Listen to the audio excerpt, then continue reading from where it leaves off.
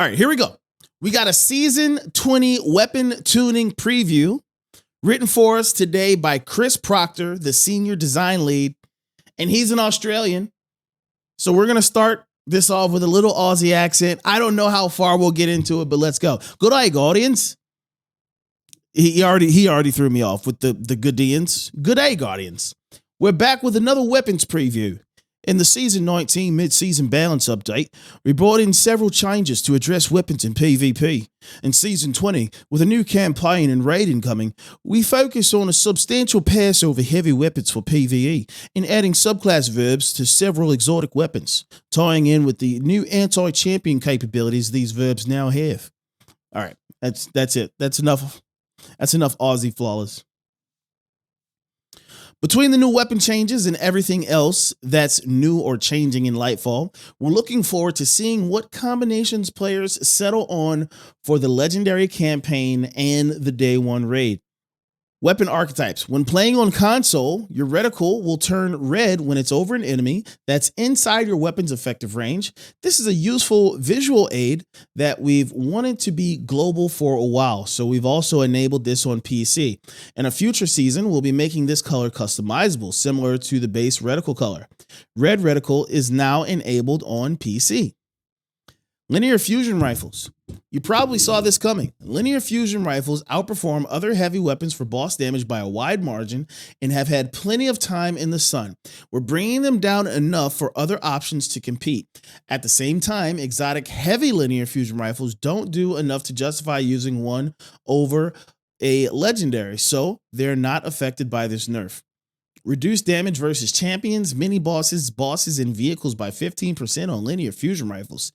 Sleeper, Simulant, and Queenbreaker are unaffected. Sleeper fans, this is not a drill. Okay, so this is seems like this is going to be a passive buff to Sleeper. Pretty cool. Machine guns. Machine guns have been buffed a few times over the past year or so, but only in PvE. We've opted to increase their base damage a little, which makes them more forgiving to use in PvP. This buff also applies across the board in PvE.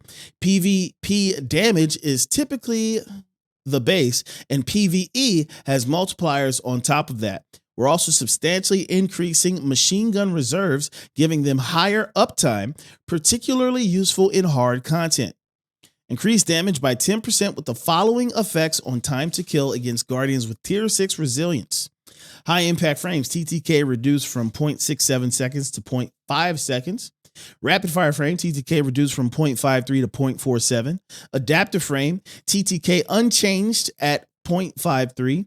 Increase reserve ammo by 50% at 0 inventory stat and 20% at 100 inventory stat. No inventory stat is a 0 to 100 base value behind the scenes. This is presented as an actual number of rounds in game, but you can take this to mean that low reserves machine guns get a big boost while large reserves machine guns get a smaller boost. Okay, there you go. I never understood what the inventory stat was until he just said it. Heavy grenade launchers. Heavy grenade launchers haven't been touched in a while and are substantially below some other heavy options for damage. On top of that, grenade launcher projectiles have travel time, a ballistic arc, and relatively small blast radius. So it can be hard to consistently land shots on a moving target, and they may hit fewer targets with the explosion than you'd expect. With this change, heavy grenade launchers should be significantly more useful in PvE and easier to use in both PvE and PvP. Increase damage versus champions, mini-bosses, and vehicles by 20% and miners by 40%. So a GL meta coming. Major buffs for GLs, heavy grenade launchers. Improve projectile collision, making it slightly easier to land hits. Increase blast radius by 1 meter. Parasite is unaffected. It does huge damage already. We love Parasite, the Diamond Club, baby. We love Parasite. Shotguns. The new shotgun reticle now The new shotgun reticle shows the correct spread pattern, but in its shipping form, the size of the reticle wasn't affected by the current spread angle, which will change if you jump or with magazine options like smoothbore. This change should make the reticle accurate in most ways at 85-degree field of view. A change to make this accurate for all field of view options will continue in a future season. Shotgun reticle now change in size proportion to spread angle. Related note, the Legend of Accura's hipfire reticle is now a bit more representative of its very large spread angle.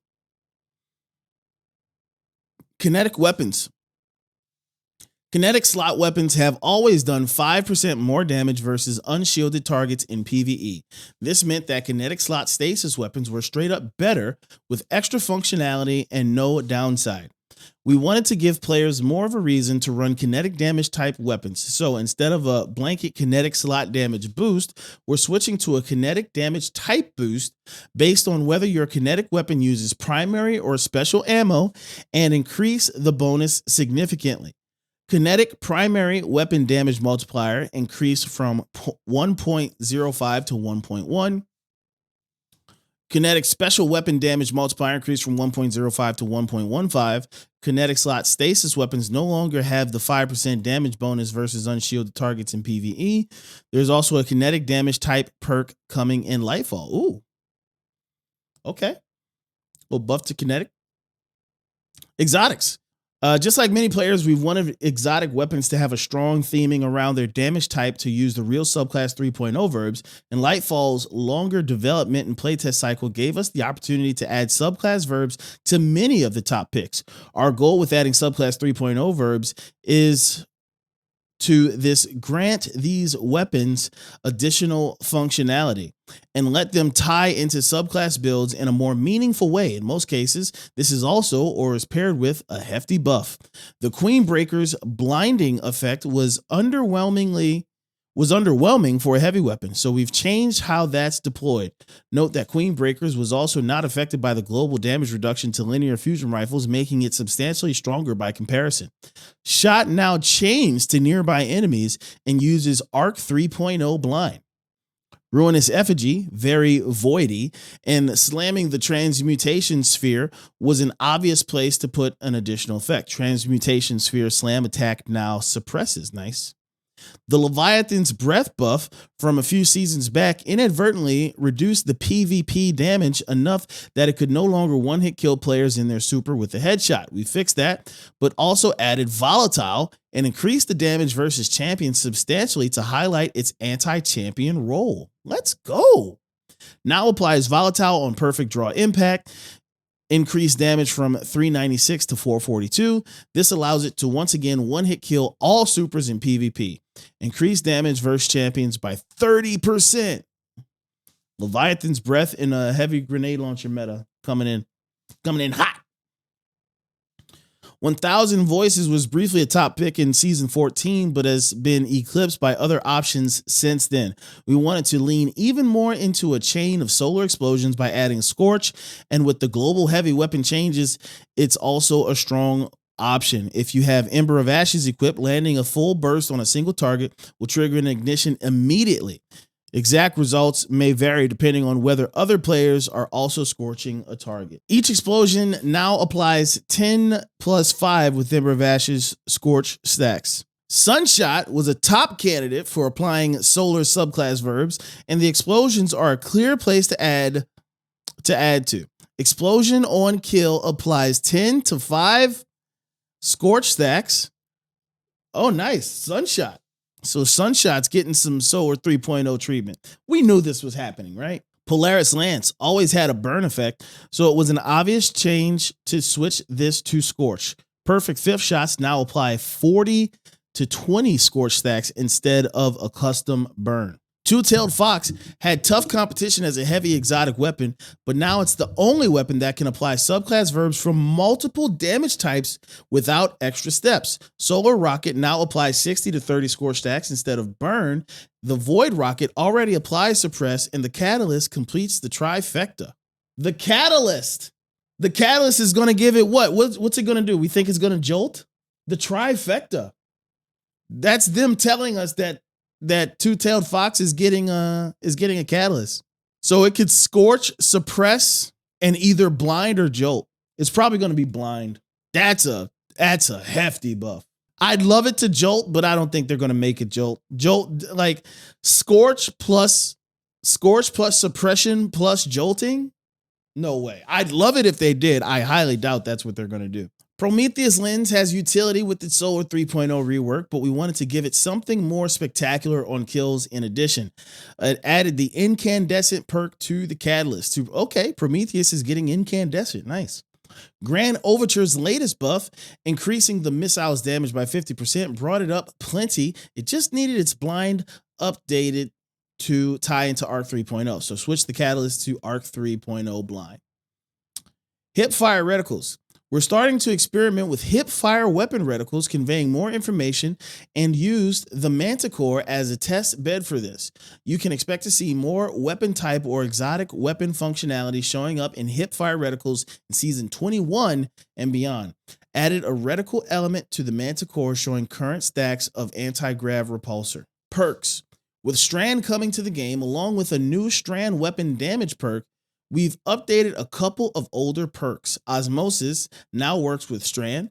Elemental Capacitor now has the following effect when using a Strand subclass: plus 20 airborne effectiveness, plus 25 for the enhanced perk. Rewind rounds will be appearing on more weapons in Lightfall, but was custom built to only work with the Vault of Glass weapon set. We've tweaked it to be more general purpose.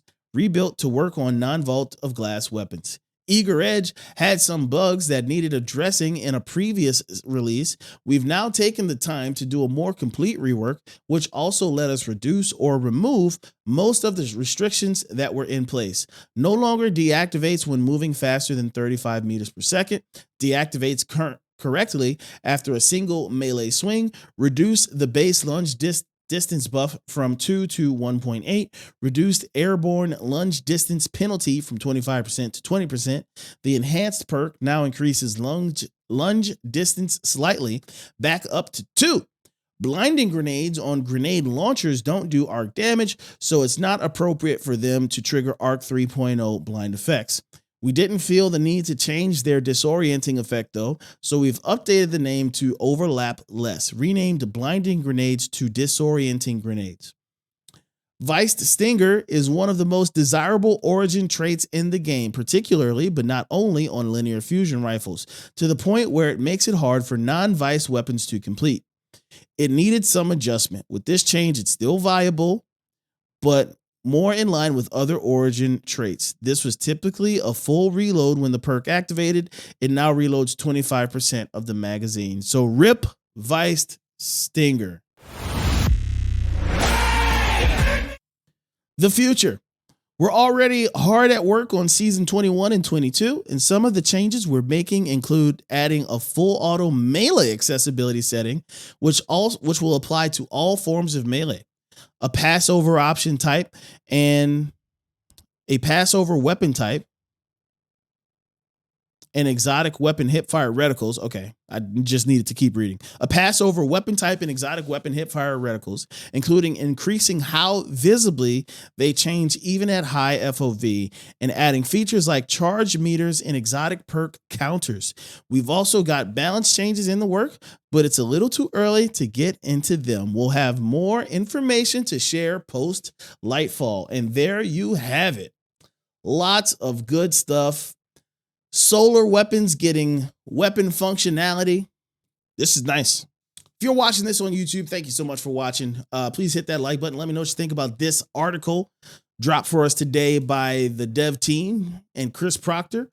A lot of good changes. I like the subclass verbs being added to the weapons, and sounds like some exotics, heavy grenade launcher buff, all that stuff is going to be real good changes coming to the game in Lightfall. Let me know what you think. What are you most excited about? Or if there's anything in here that you didn't like, let me know in the comments below. Till next time, peace out. I love you. Bye-bye.